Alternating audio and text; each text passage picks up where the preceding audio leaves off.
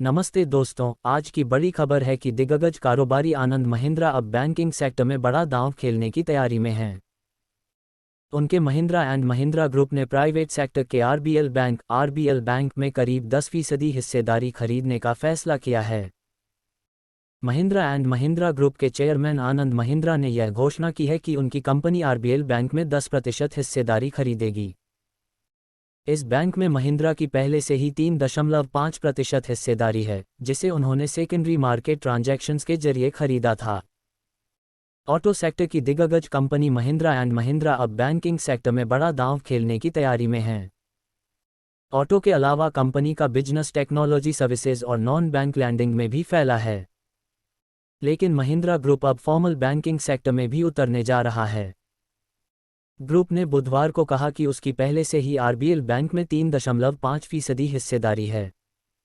यह हिस्सेदारी उसने सेकेंडरी मार्केट ट्रांजैक्शंस के जरिए खरीदी थी।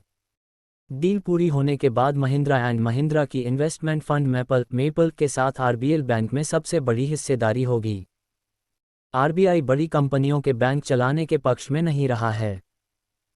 हाल में आरबीआई के एक इंटरनल वर्किंग ग्रुप ने बड़ी कंपनियों को बैंक चलाने की अनुमति देने की सलाह दी थी, लेकिन भारी विरोध के चलते आरबीआई ने इस प्रस्ताव को छोड़ दिया था।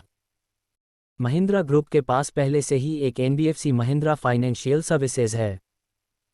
महिंद्रा ग्रुप ने कहा कि उसने आरबीएल में 3.53% हिस्सेदारी 417 करोड़ रुपये में खरीदी है।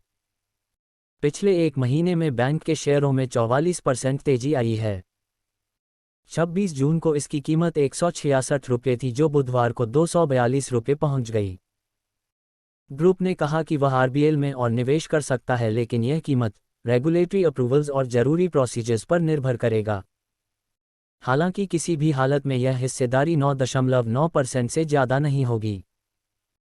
इससे पहले मीडिया में खबर आई थी कि महिंद्रा ग्रुप आरबीएल बैंक ने 15% से ज़्यादा स्ट्रेटेजिक स्टेक ले सकता है, लेकिन बैंक ने इस पर स्पष्टीकरण जारी करते हुए कहा कि महिंद्रा की हिस्सेदारी केवल 3.53% है। बैंक ने साथ ही कहा है कि आरबीआई की गाइडलाइंस के मुताबिक अगर कोई शेयरहोल्डर किसी बैंक में 5% या उससे ज़्यादा हिस्सेदारी खरीदता है तो उसके लिए उसे बैंकिंग रेगुलेटर से अनुमति लेनी होती है। बैंक ने कहा कि उसे अब तक ऐसी कोई एप्लीकेशन नहीं मिली है। डिस्क्लेमर: दोस्तों, इक्विटी न्यूज़ आपको केवल शेयर बाजार अर्थात किसी कंपनी के बारे में जानकारी देता है। यहाँ किसी भी प्रकार का निवेश करने का सलाह नहीं दिया गया है। हम सेबी द्वारा रजिस्टर्ड फाइनेंशियल एडवाइजर नहीं है। हमारा काम सिर्फ जानकारी देना है, निवेश करने की सलाह हम नहीं देते। इसलिए आप निवेश करने से पहले अपने वित्तीय सलाहकार से परामर्श लें और खुद के रिस्क में ही निवेश करें।